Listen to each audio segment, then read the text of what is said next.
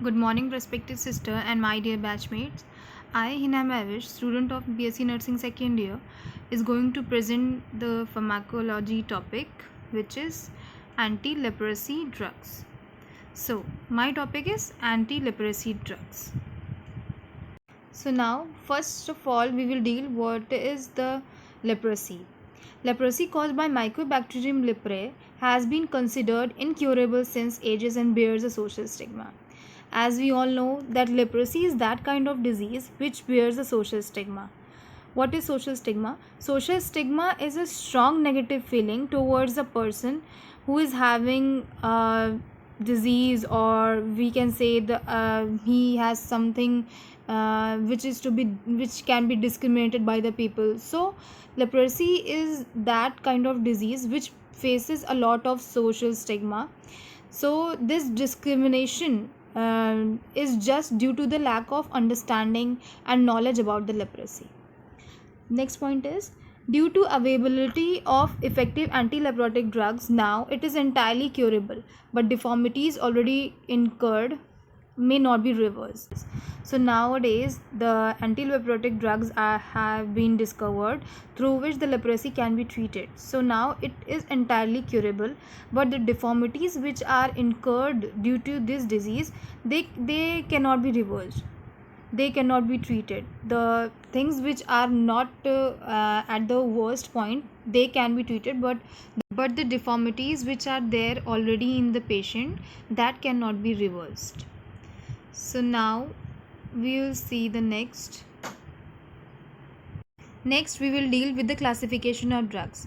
Mainly anti-leprotic drugs has been classified into three, that is sulfones. So the sulfones, under the class sulfone, there is a drug named as dapsone. Second is phenazine derivatives. The drug under this class is clofazimine. Third is anti-tubercular drugs. Under this class, the drugs which came are rifampin, ethionamide. Next is other antibiotics. There are many more antibiotics which are used to cure the leprosy. These are ofloxacin, minocycline, clarithromycin. So first of all, we will deal with the first drug, that is dapsone. It is a diamino diphenyl sulfone, the simplest, oldest, cheapest, most active and most commonly used member of its class. Dapsone is the most commonly used drug for the leprosy.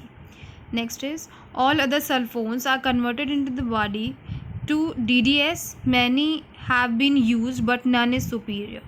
So many of the drugs are there which have been converted into the DDS. DDS is diamino diphenyl sulfone. Many have been used to cure the leprosy, but no one is superior than dapsone. It is available in 25, 50, 100 mg tablets. Now we will see the mechanism of action of dapsone. Inhibition of PABA incorporation into folic acid. Folic acid is essential for bacterial growth. So first of all, it inhibits the incorporation of PABA. The full form of PABA is para-aminobenzoic acid. So it is the chemical that occurs naturally in the body. So it prevents the synthesis of folic acid. Then its antibacterial action is antagonized by PABA. Then it is leprostatic at low concentrations, and at relatively high concentration arrests the growth of many other bacteria sensitive to sulfonamides. Then it's leprostatic. Leprostatic means dapsone is leprostatic, that interferes with proliferation of the bacterium that occurs leprosy at low concentrations, and at higher concentration arrests the growth of many other bacteria which are sensitive to sulfonamides. Next we will see the dosage. The dosage of dapsone is 100 mg daily and the route is orally.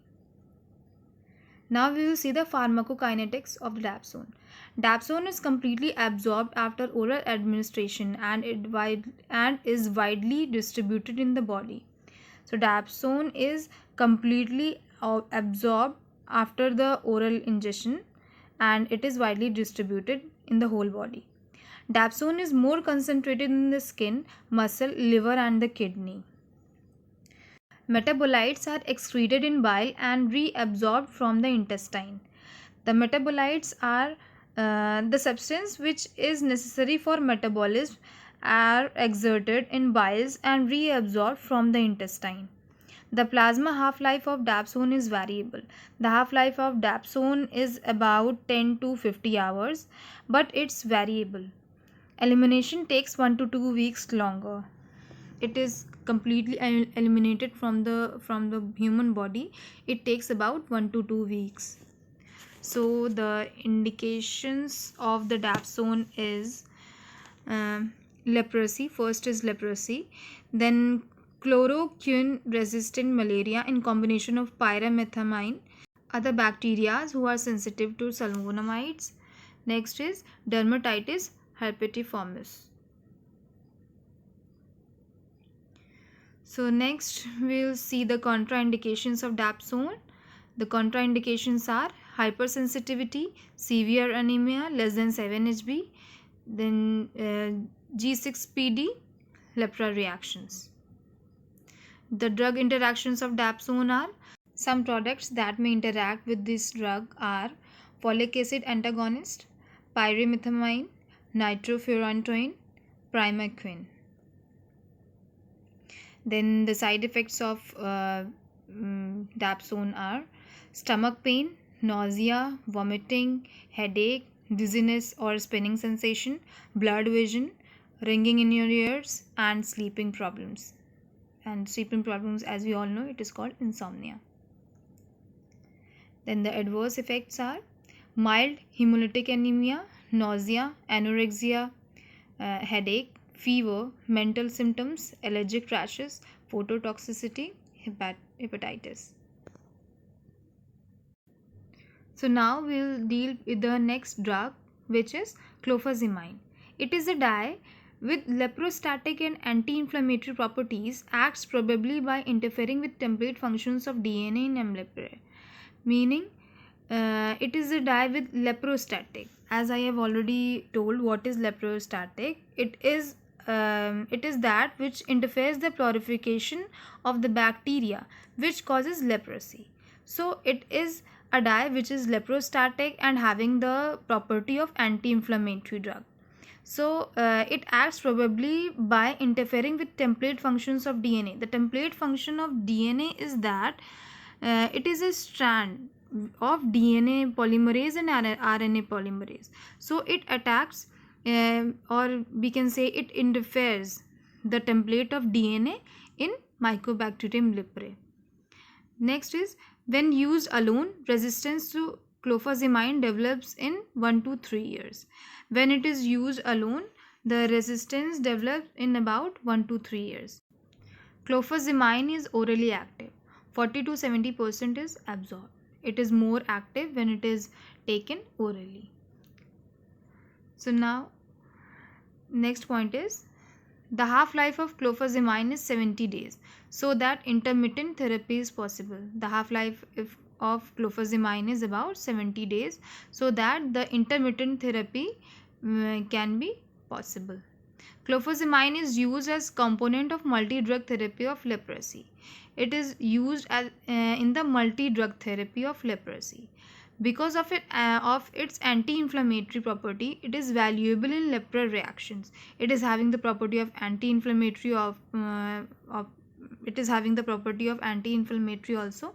So it is valuable in lepra reactions. Occasionally, it is used as a component of MDT. Here, the MDT is a combination of rifampicin, clofazimine, and dapsone. So it is used as the component of MDT. Clofazimine is available in 50-100 mg capsules for different brand names like Clofazine, Hansipran. Next, we'll see the dosage. 50 mg daily, self-administered. 300 mg once monthly, supervised. Means as supervised by the physician. Indication of clofazimine. First is leprosy and tuberculosis, which is second line. Then the contraindications are hypersensitivity, hepatic and renal dysfunction, and pregnancy. Next, we will see the drug interaction of clofazimine. First is cyclosporine. The metabolism of cyclosporine can be decreased when combined with clofazimine. The next drug interaction is albendazole. Adverse effects of clofazimine are reddish black discoloration of skin, discoloration of hair, dryness and itching of skin, acne, phototoxicity, conjunctival pigmentation. Side effects are loose stool, nausea, abdominal pain, anorexia, weight loss. Caution: clofazimine is to be avoided during early pregnancy and in patients with liver or kidney damage. The clofazimine drug should not be given to the patient who are pregnant or who are suffering from any liver or kidney damage. So the two drugs are over, and other antibiotics which are used for treating the leprosy are ofloxacin, pefloxacin, gatifloxacin, sparfloxacin, minocycline, and clarithromycin. So now we will see the nursing responsibilities. Assess signs of anemia, fatigue, liver function test, renal function test. Next is allergy to any of the drugs in the regimen, the characteristics of the lesions, how the lesions are there. Monitor any signs of adverse effects regarding medications. If there are any side effects after after giving the medications, we can assess them. Then patient education. Patient with leprosy should be advised about the importance of continuing long-term therapy under the course of antibiotics is completed. Patient should be advised about the importance of continuing the therapy which are there for the antibiotics through which the course should be completed. Keep skin moist to prevent dryness and fissuring and avoid ulceration or infection of the skin. The skin should be kept moist so that the dryness and fissuring can be avoided. Educate the patient to avoid plastic footwear or gloves which trap moisture and cause ulceration. Advise patient to avoid the plastic footwear so that the lesions which are there should not get worsened. Ensure adequate intake of fluid to maintain optimal skin hydration. To maintain the skin hydration, the patient should be advised to take the adequate amount of fluids. Ensure proper rest and nutrition of the affected leprosy patient. The proper rest should be given to the patient who is suffering from leprosy. So now my drugs are over, and I hope that you all would understood what I have taught. And thank you, sister. Thank you, all of you, for cooperating. Thank you.